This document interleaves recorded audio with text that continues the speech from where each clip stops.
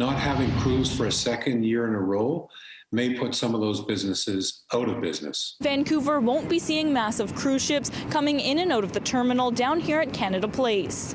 That's because the federal government is banning cruise ships in Canadian waters until February of next year. It's another economic blow for businesses in the city in the middle of a global pandemic. Not necessarily surprised, but certainly disappointed for all of the businesses and employees in those businesses that rely on the cruise traffic every year.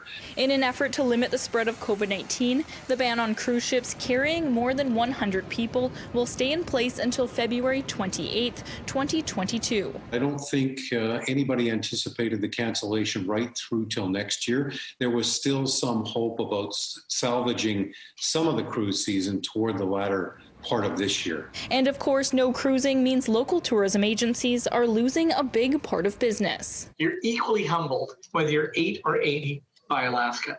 So it's a sad day for us for sure. So we in Vancouver, we sell a lot of Alaska cruise and Caribbean or Mexican cruise.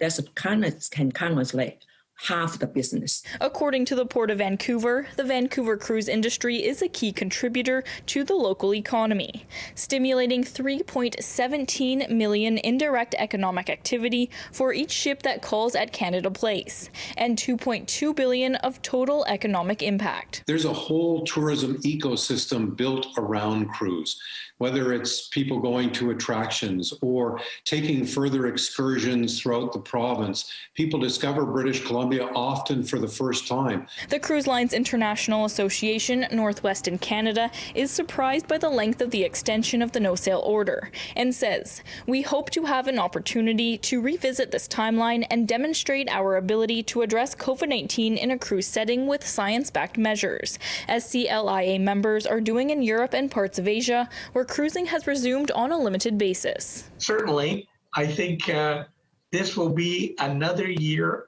of the staycation for Canadians, and Canadians will enjoy this great land of ours.